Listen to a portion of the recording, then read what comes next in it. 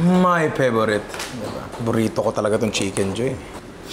Sarap talaga yung pakpak. Sarap talaga ng pakpak. Pop na yung drinks ko, pa. Drinks kasi, Tim. Sa episode na to, susubukan nating i-recreate ang Chicken Joy sa bahay. Naniniwala ako na hindi ko kayang gumawa ng mas masarapang manok kesa sa kung ano yung nakukuha natin pag bumili kayo sa Jollibee. So, i-level natin ang expectations natin. Pero, tumingin kami sa internet at hinanap namin ang mga iba't ibang version ng mga tao pagdating sa Chicken Joy. Search lang kami, Chicken Joy recipe, and ang daming iba-iba. So, para sa inyo, kami na magte-testing ng pinaka-okay, di ba? Ano ang pinakamadali? Order na lang kayo. Simulan natin to. Ano tayong kanin? Sa ating unang recipe, syempre ito yung mga manok na gagamitin natin, pare. Meron tayo ditong thigh and syempre drumstick. Dami kasing nagre-request lagi na gusto ko thigh, ganyan. Eh kaso, hindi naman laging, di ba? Pero ako personally, ang pinaka-paborito ko na talaga sa Jollibee ay breast tsaka wings. Kasi walang ibang tindahan na kayang makuha yung sobrang moist and succulent, pare, na breast ng Jollibee, tsaka yung wing part. Kasi wing part may parting breast, tapos kailangan ko ng drinks. Okay na ako. Kasi yung wing part, merong parte ng breast, merong parte ng parang dark meat, di ba? So parang best of both worlds. Dito sa mga gagawin natin recipe, may progression to mula sa pinakamadali papunta sa pinakamahirap, di ba? So ngayon, ito yung pinakamadali muna, di ba? Alam mo yung pagsa... Hindi. Ito na nga eh. Kalma lang mga kaibigan mo yung mga yan. Okay. Alam mo yung sa Chicken Joy, pa? Alam niyo yung kayo, mga inaanak, alam niyo ba? Alam niyo sa Chicken Joy, yung manok nila mas lasang manok. Yes! Kaya nga yung manok mo maglasang baboy. Ang manok ng Jollibee ay mas lasang manok, di ba? So pakiramdam ko, chicken powder ang ginagamit nila. Doon sa recipe na nakuha namin sa internet, asin lang yung ginamit niya, pero ano ba yun? Why not or not? Pork nut, choke nut, di ba? Hoy, pork nut daw! Pork nut daw. Tapos paminta. Tapos meron tayo ditong mas magandang brand ng garlic powder. Yan, nalagay natin yan dyan. Uy, sarap lasang garlic. Siyempre, kung nasa onion powder yan. Sasampilungin kita. Pati lahat ng nakasabay mo sa jeep buong buhay mo. Okay, tapos yung nakita namin recipe, meron siyang kalamansi. Wala kaming kalamansi. Kasi umuulan, tapos baha na sa labas. So, lemon na lang. Ngayon, pagka tinitigaw mo yung Chicken Joy, wala naman siyang asim. Pero na lang yung last week ko pa binili, di ba? Ngayon, naisip ko, bakit siya may nilagay na kalamansi? Then, na-realize ko na pag naglalagay ka ng acid sa manok, pansin nyo yung ibang recipe, naglalagay ng pickle juice, may suka pa, and yung buttermilk, di ba? May acid yun. Kasi may pagkakaiba sa texture yon, pare, mas siya, mas nagiging tender ba yung manok? So, baka yun yung intent niya. Hindi ko alam. I am not so sure. We are just guessing here, di ba? So, para wala masyadong asim, siguro kalahating lemon lang, para dito sa manok natin na, hindi ko alam, basta marami to. Yan. Ako, sa totoo lang, medyo diskumpiyado ako dito sa recipe na to. Pero again, hindi tayo pwedeng manghusga. I-try muna natin bago natin sabihin hindi masarap. Shoutout sa lahat ng tao sinasabi maalat yung luto ko. Tapos, pwede nyo itong lutuin right away as per the recipe. Pero syempre, mas masarap at mas maganda kung overnight natin i-marinate. Pero wala, sinusunod lang natin yung nandun di ba? Again, recipe to ng iba, minodify ko lang ng konti lang naman, mga ganyan-ganyan lang. Okay, tabi na muna natin to. Ngayon, doon tayo sa ating breading, pare. Para marami ng pinagdaanan to, APF, ano kaya nasa likod na to? Natin ng atsuete. Sa likod ng atsuete, meron pang nakalagay. Ngayon, paano mo maibabali? Gulat ka, no? Mamaya, gulat ka na naman mamaya. Amin ko sa'yo. APF, siguro, yung sa kanya kasi, APF lang yung ginamit niya. As much as gusto ko maglagay ng cornstarch, nag-modify na nga ako kanina Chicken powder na nga yung ginamit ko instead of asin, di ba? So, siguro dito, makinig naman tayo sa kanya kung sino man siya. Tapos ilalagay lang din natin dito yung mga pinanimpla natin kanina. Garlic powder. Huwag masyadong garlic powder, konti lang kasi may chance na masunog yan. Wooden spoon, hindi, pepper. Yan. Chicken powder. At ito parang ano naman to, pre. Normal lang naman to. Although feeling ko lang I am not so sure. Wala naman talagang ganti sa Jollibee. Pero again, sumusunod tayo sa recipe ng iba. Pare, meron tayo ditong baking powder, yung double acting. Pwede masaya, pwede malungkot. Yan yung ibig sabihin nun. Artista to. Baking powder artist. Ta-artits pala yan. Ta-artits, yes. Bin, pabato naman ng logits kung okay lang. Pabato? Oo.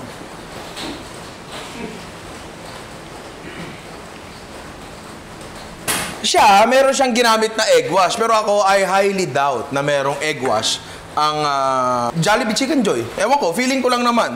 So, pwede siyang isaw-saw-saw-saw pa or pwede namang irekta nyo na dito. Diba? Pasain nyo lang siya ng, ng itlog. Kasi importante lang naman yan yung kapit properties niya. So, lalagay natin to dyan. Make sure na, yan yung balat na yan malagyan ng harina. Diba? Kasi nagkakaroon ng yung tenga ng fried chicken. Yan. Tapos lagyan din natin to ng konti. Tapos wag nating i-Joey De Leon, ilagay lang natin yan diyan. Yung iba, sabi dino-double coat daw. Pero feeling ko hindi kasi hindi naman ganun kakapal yung coating ng Jollibee, di ba? Tama. Yung sakto lang, yung hindi para puro harina yung kinakain mo. Sana nag-ano ka na lang, harina joy ka na lang, di ba? Okay na siguro to, di ba?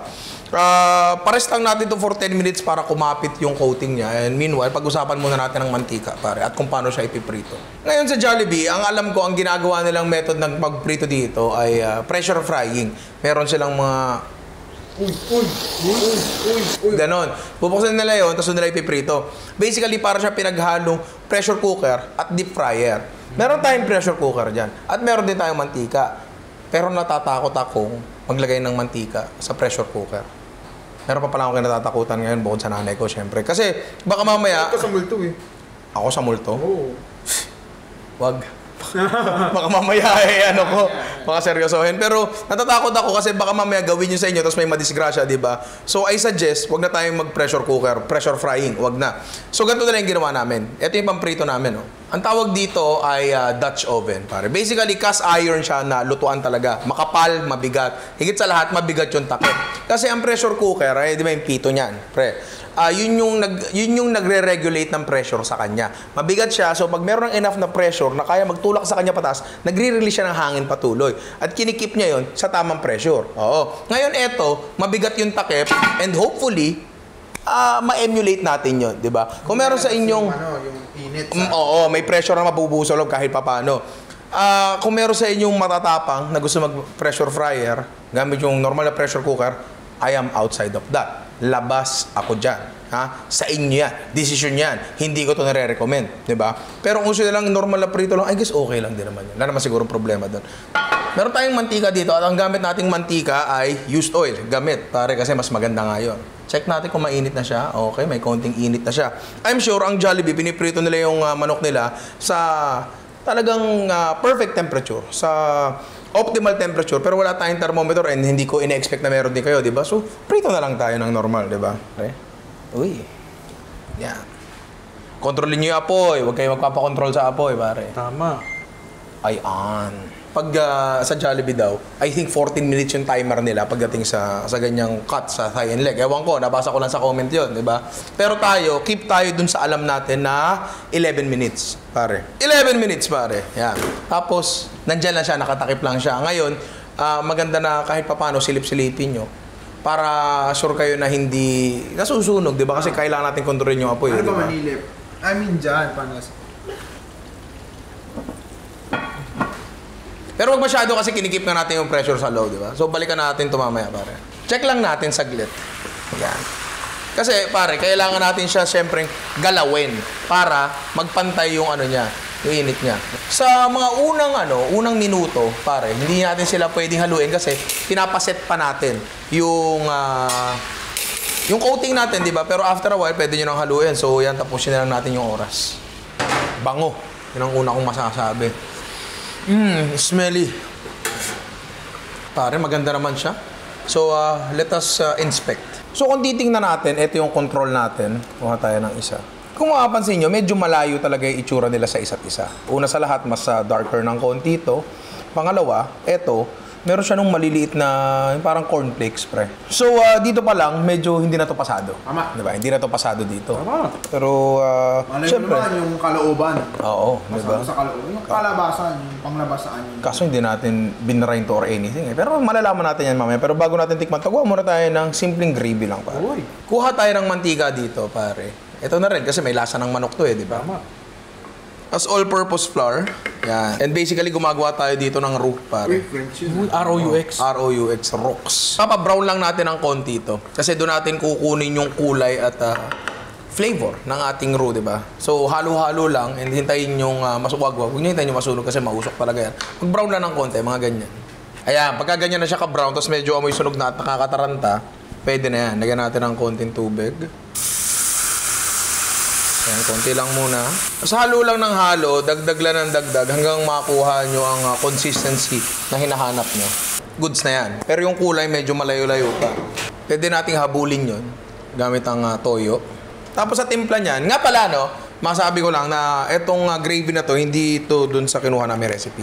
Nag-isip lang talaga ako ng mga gravy na from very basic to a bit more complex. Meron tayong chicken cube dito. Kung triangle lang yung meron sa inyo dyan, okay lang din naman yun. Meron ba nun? Chicken triangle? Oo. Chicken hexagon? Chicken octagon. Tapos, ewan ko may nalasahan ba kayong paminta sa Jollibee gravy? Pero wala kayo nakikita ng tuldok-tuldok. Diba? Siguro lang, white pepper yon. Okay na to, pwede na siguro tayong tumikim. Kasi ayaw kong palamigin to, mas maganda sana na na mamaya, sama-sama silang tatlo. Pero sayang baka lumamig di ba? So tikman na natin to, pare.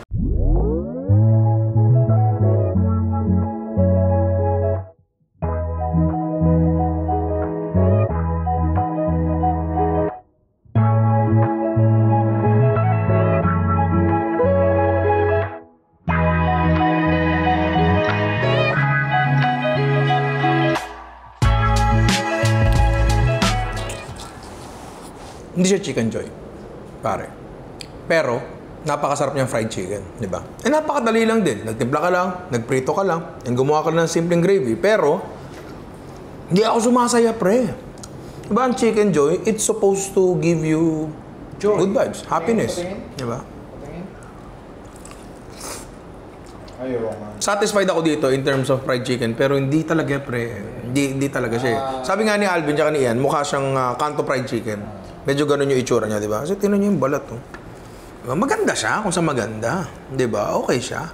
Decente talaga siya. Pero pag kinain mo, di ba? Pero good stock. Kung sino madalang fried chicken recipe, eto. Pero definitely, hindi siya Chicken Joy. Try natin yung susunod nating recipe kung medyo mas malapit tayo. Maalat yung gawa namin dito sa gravy. Pero, kasalanan ko yun Kasalanan ko yun. Kasi yung cube sana, sakto yun. Pero nakalimutan ko na nagtoyo pala tayo, di ba?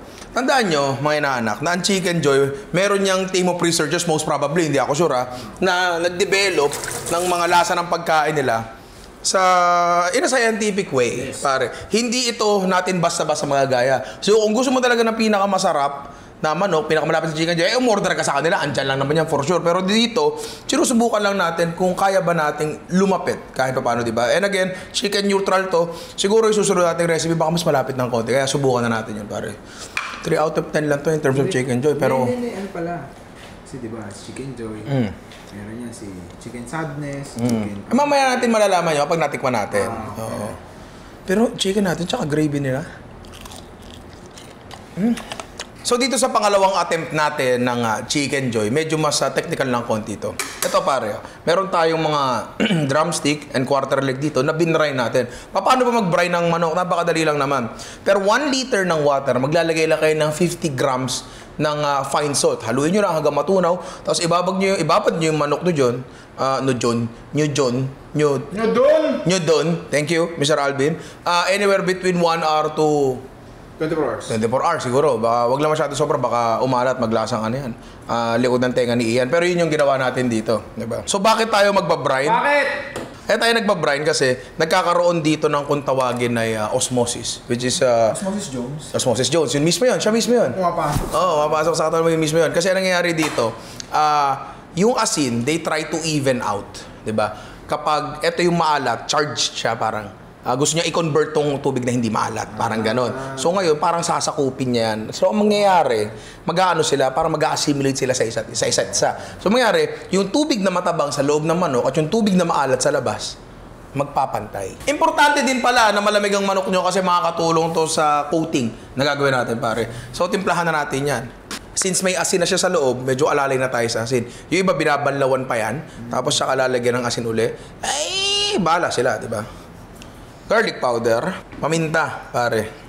Kailangan kasi namin ng star anise powder. iniikot namin ang buong Facebook Market, tsaka lahat ng grocery din sa tabi namin. Wala kaming makita kasi eto ang magiging main flavoring natin ngayon eh. So gagawa na lang tayo ng sarili nating star anise powder. Siguro isipin yung iba, gigilingin mo na yung star anise. Well, yes, totoo po yun, pero kailangan muna natin silang tustahin, pare. Anyway, lagyan natin yan dyan.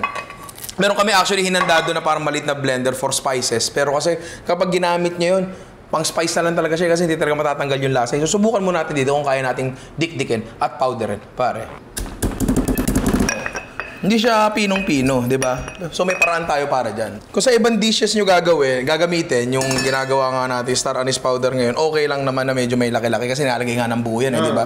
Pero kasi, kung sa fried chicken, maniwala kayo sa akin, hindi masarap makakagat ng star anise. Di ba, Bin? Tama. Hindi ka naniniwala? Try mo. Hindi na, naniniwala ako. Buti naman. So lalagay natin dyan, pero alalay lang. Kasi medyo sabi nga ni Amity, matapang yan. Sintapang daw ng mga bayanay ng Pilipinas.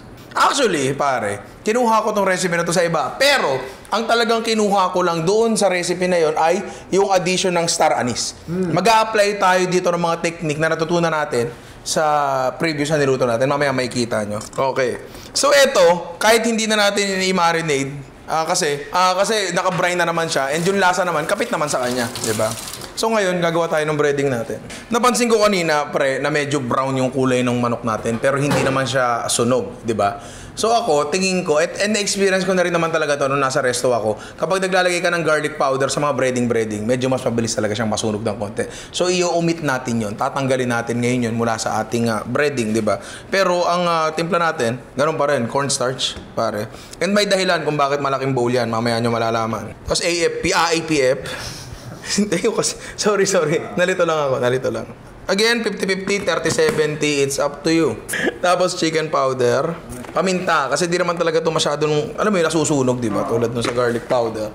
Tapos, and I guess, star anise din. Wala na tayong idadagdag ng mga baking powder, kasi parang wala naman siya nagagawa eh, di ba? O tayo ng tubig, patak-patakan natin dyan. Kasi tinan mo yan, no? Para siya merong cornflakes, di ba? Oo, tama. Yan. Susubukan natin i-emulate yan by using this technique. Impress your friends using this technique. Yan. Tapos haluin nyo, tapos magkakaroon ngayon siya ng mga dough. Ay, gusto ko yun.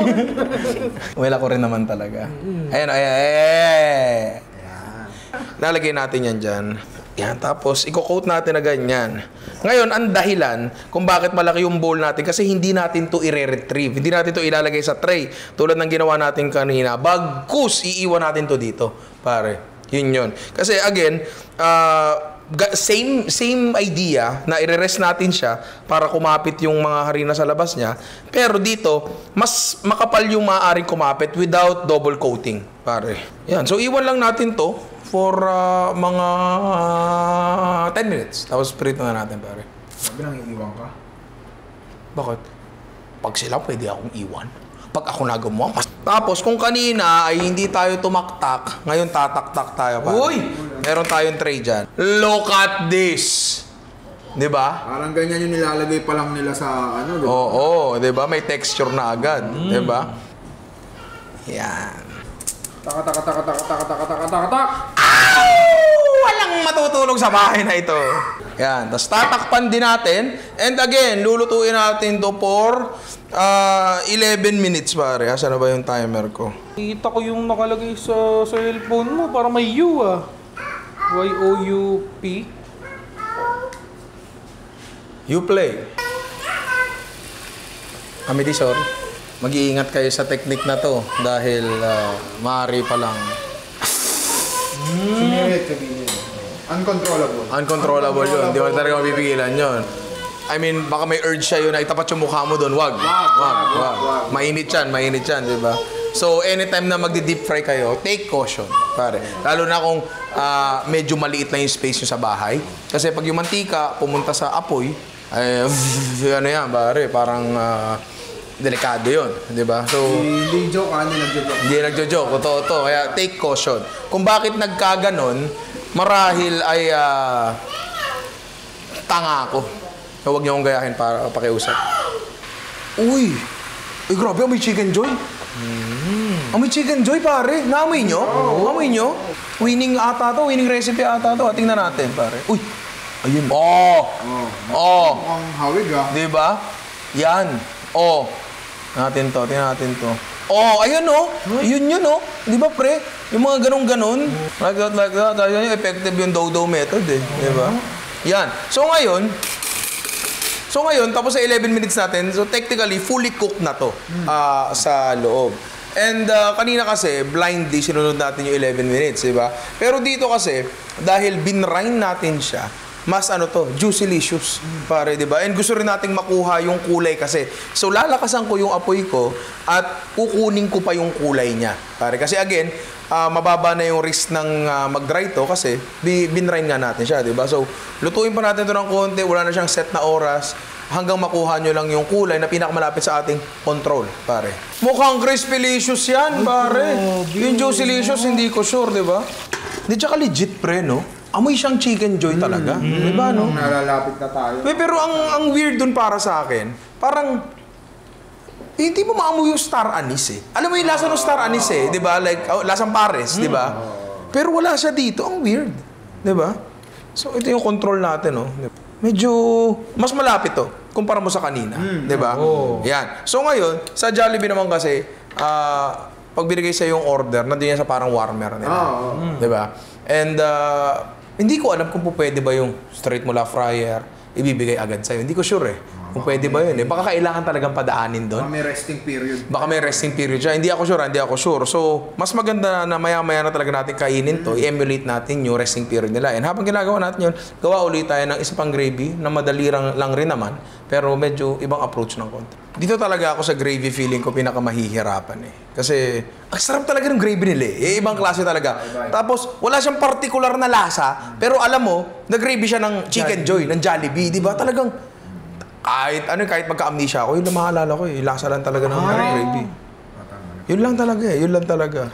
Pero, ayon sa nabasa kong comments, yung gravy dumadating nga sa kanila, na siya, premix na siya. Tapos niluluto na lang nila. So, hindi yun alam ng mga nagluluto sa Jollibee, di ba? So, wala talaga tayong resources dito. Kasi si Amity, siya nagtrabaho na sa isang fast food dati. So, naigo-kwento lang sa akin, di ba? So, wala talaga tayong reference dito. Talagang dila lang ang magiging gabay natin sa paglalakbay na ito.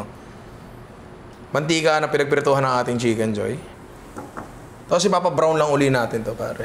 Dito, mas pinabrown ko ng konti yung roux natin, pare. Kasi ayoko nang magdagdag ng toyo, ng masyadong maraming toyo para mahabol yung kulay, di ba? So, tubig, dahan-dahan.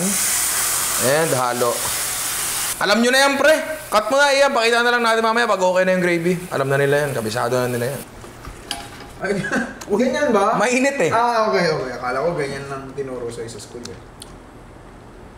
Genghis Khan. On your wives, on your children. Where is my harem? Tikman na natin to, pre. Okay to.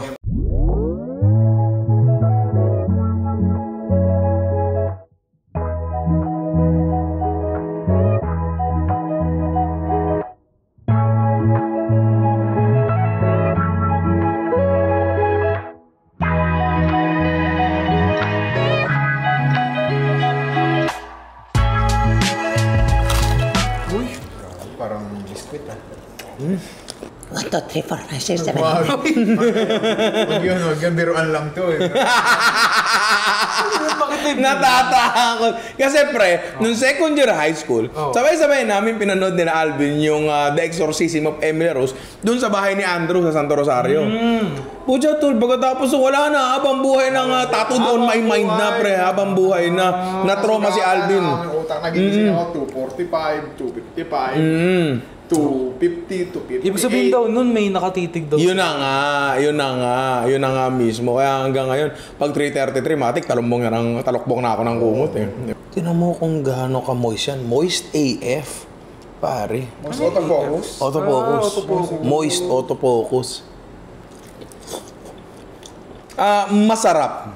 Nandun yung, siguro, kaluluwa ng Chicken Joy. Kumbaga ano to, pre? Kapatid, alam mo yon? Medyo. Parang kamag-anak, pinsan, parang ganun. Like, alam mong galing siya sa iisang lahi, pero Hindi sila hindi sila parang super identical, hindi meron lang. malaking similarities. Yung gravy natin, again, decent siya, masarap siya, pero hindi to Jollibee gravy talaga. Hindi talaga, pre. Hindi talaga. Okay siya, doon yung lasa niya, pero wala eh. Hindi talaga eh. Tulad nga na ina-anticipate namin sa episode na to, talaga sa gravy talaga may pinakamahihirapan, di ba? Isang vlogger natagpo ang tanga sa kanilang bahay. Pero yun nga, sabi nga ni Alvin, kung i-rate ko siya, nag-dwell ako sa 7 o sa 6 eh. Hindi ko sure eh. Pero okay na siya. Again, naniniwala ako na hindi ko kayang gumawa ng manok na sinsarap o mas masarap sa Jollibee. Ang ginagawa natin dito ay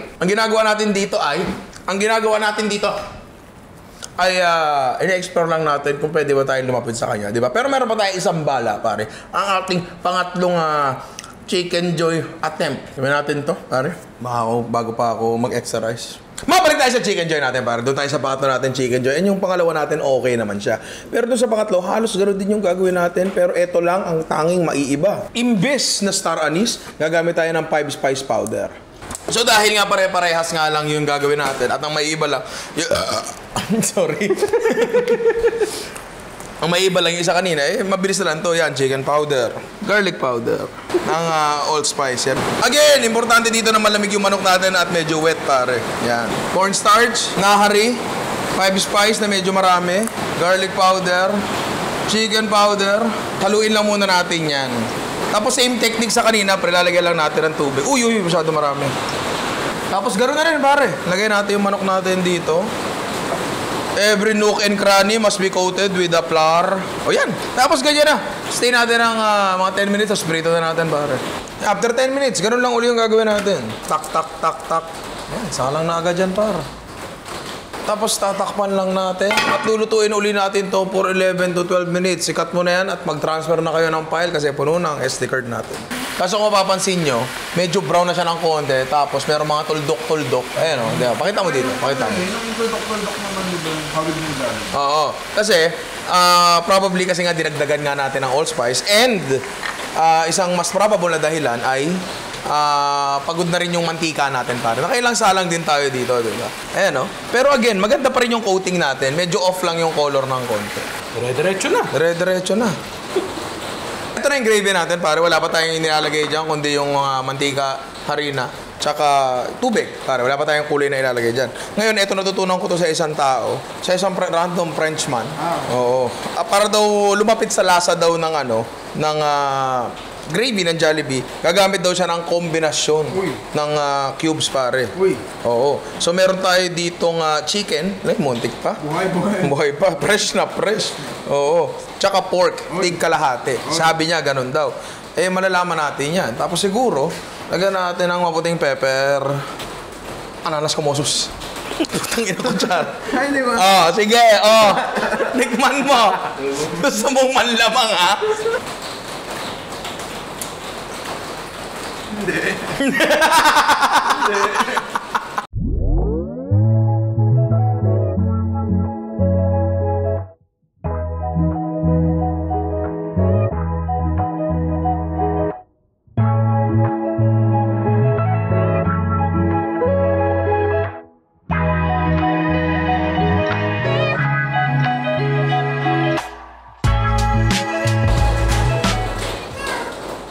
So, rolling na pala. Sorry. Hindi ko alam.